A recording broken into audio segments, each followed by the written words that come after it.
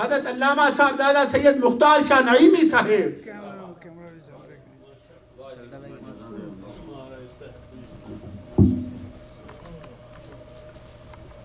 الحمدللہ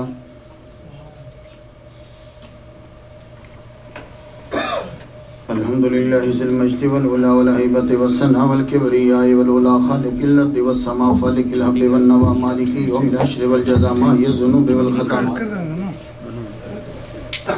سر اللہ المکنون در اللہ المحزون علم ما کان وما یکن نور الافئدة والعیون سرور القلب المحزون نحمدہ ونستعینہ ونستغفرہ ونؤمن بہ ونتوکل علیہ ونعوذ باللہ من شرور انفسنا من سیئات اعمالنا من يهده الله فلا مضل له ومن يضلله فلا هادي له ولا ند له ولا زد له ولا والد له ولا ولد له ولا ولد بلد جلد جسد يسب صوب ليتلا ولا وسيم جسيم رزيم نزيم نازم منازم لا ولا مناظر له ولا منازم له ولا مقابل له ولا مساوي له ولا جسیم جسم جسم جسم لا ولا قسیم قسم قسم قسم لا ولا فریق فرق فرق لا ولا مسیل مثل مثال لا ونشهد ان لا الہ الا اللہ وان ربوبیتہ وملوکیتہ وملکہ وملکہ وملکہ وشمسہ وقمرہ وارضہ وسمیبہ وسماء وحدہ مورا ومبرا ومنزہ ومولہ بالجلال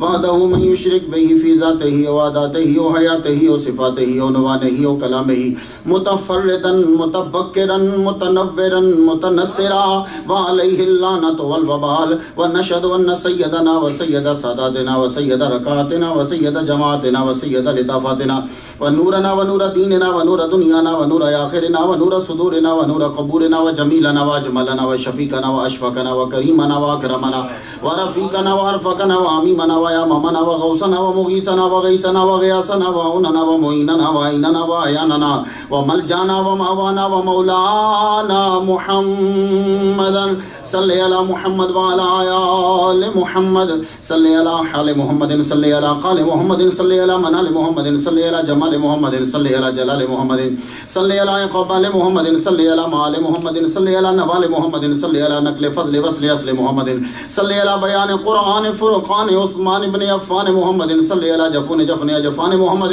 صلی علی محمد وعلی آل محمد کما صلیت علی ابراہیم وعلی آل ابراہیم انک حمید مجید اعوذ باللہ السمیع العلیم العظیم الحفیظ بوجہ الکریم وسلطانہ القدیم من الرجس الخبیث المخبث الشیطان اللعین الرجیم وقبیلہ ونفقہ ونفسہ وحمزہ بسم اللہ الرحمن الرحیم انما انت منذر ولکل قوم ہاد صدق اللہ مولانا العلی العظیم وبلغنا رسولہ النبی الکریم ونحن علی ذلک لمن الشاہدین والشاکرین والحمد للہ رب العالمین ان اللہ وملائکتہ یصلون علی النبی یا ایھا الذین آمنوا صلوا علیہ وسلموا تسلیما واجب الدوش اللهم صل على سيدنا محمد وعلى محمد وعلى محمد وصحاب محمد وبارک وسلم. اسٹیج پر جناب حضرت علامہ بیرسٹر شہباز چشتی صاحب جلوہ فرما ہیں اور پیر طریقت حبر شریعت علامہ بشارت شازی صاحب خلیفہ مجاز آستانہ علیہ عیدگاہ شریف. اس کے علاوہ پوری دنیا کے مشہور و معروف نعت گو شاعر بھی اور نعت پڑھنے والے بھی یعنی نور محمد جلال صاحب، اصغر چشتی صاحب بھی ہیں، امیر شاہ صاحب بھی ہیں، اور نائب قاضی یعنی جو اعلان کرتے ہیں چاند کا آپ کے امام صاحب، یہ نائب قاضی ہیں پورے امریکہ کے، قاری صفر نبی صاحب جلوہ فرما ہیں، اور محمد علی سہروردی صاحب بھی ہیں. ابا سب باقی سب کے نام آپ جانتے ہیں. اور خوش نصیبی ہے میری کہ مجھے دعوت دی ڈاکٹر رفیق چودھری صاحب نے کہ آپ کے سامنے میں کچھ بول سکوں. بہت زیادہ خوشی یہاں آ کر اس بات پہ ہوئی کہ ان کے بچے نے اسی مدرسے سے کچھ حاصل کیا ہے علم جس مدرسے جامعہ نعمیہ سے میں پورا پڑھ کے آپ تک یہاں پہنچا ہوں، سنا رہا ہوں. میری گفتگو جو ہے آپ کو کوشش کروں گا کہ آپ تک کوئی بات پہنچے، لیکن آپ تھوڑا سا جذبہ اور شوق کا اظہار کریں گے تو گفتگو کرنے میں آسانی ہو جائے گی. میں نے جو پڑھا ہے اب سنیے ذرا. انما انت منذر، انا حرف تحقیق ہے اور ما کافہ ہے، لیکن جب ما آ جائے تو انا کے عمل کو ختم کر دیتا ہے. انما اب انا کا عمل نہیں رہا کوئی بھی. انما انت منذرن، انت تو منذرن ڈرانے والا ہے. یہ انت مبتدا ہے، منذرن اس کی خبر ہے، اور یہ مبتدا اپنی خبر سے مل کر جملہ اسمیہ خبریہ ہوگا، ذوالحال بنتا ہے. یہ میں اس لیے کر رہا ہوں بات کہ یہ مشکل سا ترجمہ ہے، اس لیے مجھے یہ ترکیب، ورنہ میں ان چکروں میں نہیں پڑھتا تقریر میں. یہ ذوالحال بنے گا، واو بیچ میں حالیہ ہے. وَلِكُلِّ قَوْمٍ ہاد، کل قوم مضاف علیہ ہو کر یہ مبتدا بنے گا ہادن کا. ہادن خبر ہے، یہ اسمیہ خبریہ ہو کے مجرور بنے گا لام جار کا. پھر یہ ثابت ان کے ہو کے متعلق، یہ پھر اسمیہ خبریہ ہو کر یہ حال بنے گا ذوالحال کا. ذوالحال حال مل کر یہ مقولہ بنے گا قال اللہ ہو، اللہ نے یہ کہا اے محمد تو ڈرانے والا ہے اور ہر قوم کو ہدایت دینے والا تو ہے. مجھے اصل میں یہ ترجمہ کرنا تھا، اس لیے مجھے شرح میں تعامل میں جانا پڑا ہے. یہ ترجمہ، یہ اس کو ذوالحال اور حال بنانا ہے کہ ہاد جو ہیں ہر قوم کے لیے قیامت تک جتنی قومیں آتی رہیں گی ان سب کو ہدایت دینے والے محمد مصطفیٰ صلی اللہ علیہ وسلم. یہ ہادن اصل میں ہادیون تھا، یا اڑا دی، یہ چیزیں اڑتی رہتی ہیں، اور تنوین کسرہ دے دی نشانی کے لیے. تو ہادن ہدایت دینے والا. پروردگار عالم نے قرآن مجید میں اپنے لیے بھی یہ لفظ استعمال کیا، وَإِنَّ اللَّهَ لَهَادِ الَّذِينَ آمَنُوا إِلَىٰ صِرَاطٍ مُسْتَقِيمٍ. اللہ بھی ہاد ہے، تو محمد مصطفیٰ بھی ہاد ہیں. اللہ کہہ رہا ہے میں بھی ہاد ہوں، تو شرک تو ہو گیا. تو جب وہ خود شرک کر رہا ہے، اب آپ مولوی پر کیا اعتراض کریں گے؟ نہیں. تو کچھ آپ کو سوچنا پڑے گا کہ لفظوں کی مطابقت جو ہے تمام شرائط کا تقاضا کرتی ہے، تمام چیزوں کا، اور پھر اس کے بعد نیت کے ایک ہونے کا تقاضا کرتی ہے. یہی وجہ ہے کہ یوسف علیہ السلام بندے سے یہ کہہ رہے ہیں یسکی ربہ خمرہ، تو اپنے رب کو شراب پلائے گا. سورہ یوسف کھول لیجئے کہ یوسف علیہ السلام ساقی سے کہہ رہے ہیں تو اپنے رب کو شراب پلائے گا، جبکہ ہم نے یہ پڑھا الحمدللہ رب العالمین، رب تو اللہ ہے، اور یوسف علیہ السلام کہہ رہے ہیں کہ تو اپنے رب کو شراب پلائے گا. تو کیا کرو گے ترجمہ؟ صرف داتا کے لفظ پر پریشان ہو گئے؟ صرف مشکل کشا کے لفظ پر پریشان ہو گئے؟ یہاں ہادم پہ کیا کرو گے؟ رب پہ کیا کرو گے؟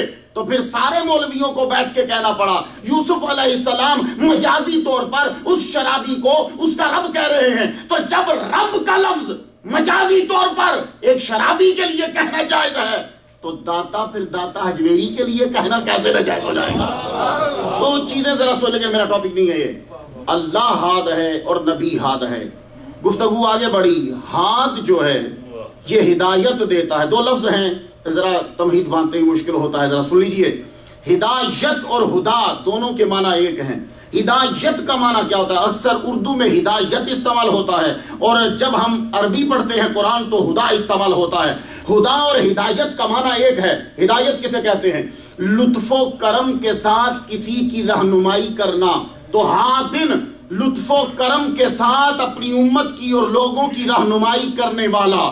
لیکن ہدا قرآن میں استعمال ہوتا ہے، ہدایت باقی جگہوں اور باقیوں کے لیے بھی استعمال ہوتا ہے. اب سنیے، اللہ ہدایت دیتا ہے، لیکن دیتا کیسے ہے؟ وہ اپنے نبی کو بھیجتا ہے، جاؤ جا کے ان کو ہدایت دو. ہوتا یہ ہے ہم جتنے لوگ ہیں، ہمارے پاس 5 گیٹس آف نالج ہیں.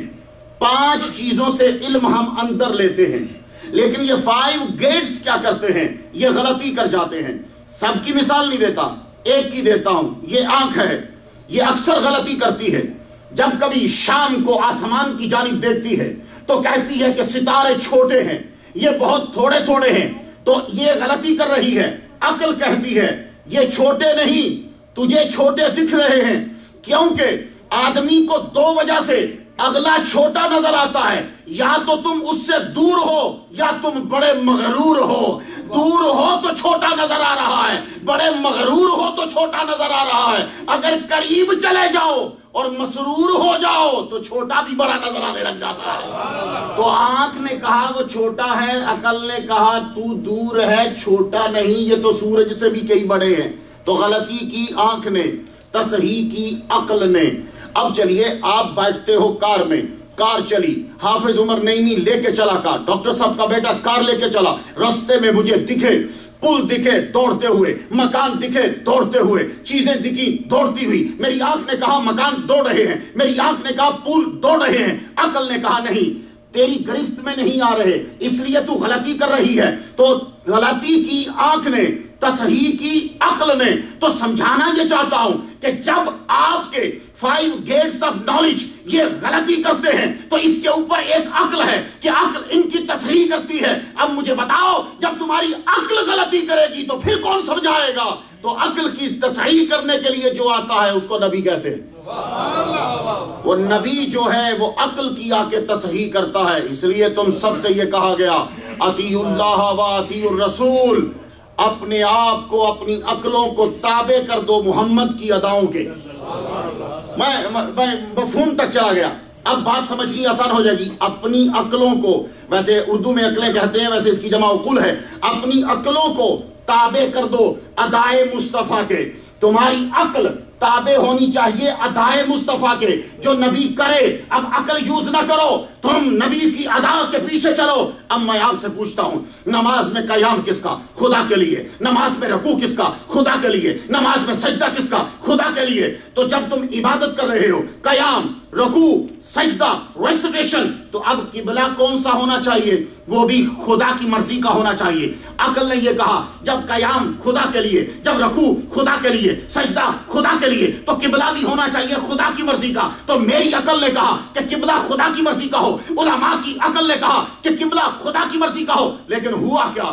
میرا نبی ظہر کی نماز پڑھا رہا ہے، 2 رکعتیں پڑھ چکے، تو اس وقت میرا نبی آسمان کی جانب یوں دیکھ رہا ہے۔ حالانکہ علامہ شہباز صاحب، قاری صاحب النبی صاحب جلوہ فرمائیں، نماز میں ادھر ادھر مت دیکھو۔ جب انسان ادھر ادھر دیکھتا ہے تو فرشتے کہتے ہیں کدھر دیکھ رہا ہے؟ ادھر رب ہے، تو رب کے سامنے کھڑا ہے، تجھے معلوم نہیں، ادھر ادھر مت دیکھ۔ لیکن محمد صلی اللہ علیہ وآلہ وسلم یوں دیکھ رہے ہیں، اور رب کو یہ ادا اتنی پسند آئی، کہا قد نرا تقلب وجہک فی السماء فلنولیجنک قبلۃ ترضاھا، قبلہ وہ بنائیں گے جس پہ تیری رضا ہوگی۔ تو میری عقل نے کہا کہ قبلہ رب کی مرضی کا ہونا چاہیے۔ شریعتیں بدلتی رہی، طریقے بدلتے رہے، جرائم کی سزائیں بدلتی رہی، لاء بدلتے رہے، لیکن آدم علیہ السلام سے لے کر محمد مصطفیٰ کے مدینے کے 17 مہینوں تک تاریخ میں کوئی ثابت نہیں کر سکتا کہ قبلہ بدلنے کی کبھی روایت ہوئی ہو۔ قبلہ بدلا نہیں گیا، قبلہ ایک ہی رہا۔ سب لوگ یروشلم کی طرف منہ کر کے نماز پڑھتے رہے۔ تو قبلے کا چینج ہو جانا اتنا بڑا دھماکہ تھا، اتنی بڑی بات تھی کہ دنیا چکرا کے رہ گئی۔ لیکن کبھی آپ نے غور کیا کہ ایک ہے عشرہ مبشرہ، یہ نہیں چکرائے، باقی ہر ایک چکرا گیا۔ اتنا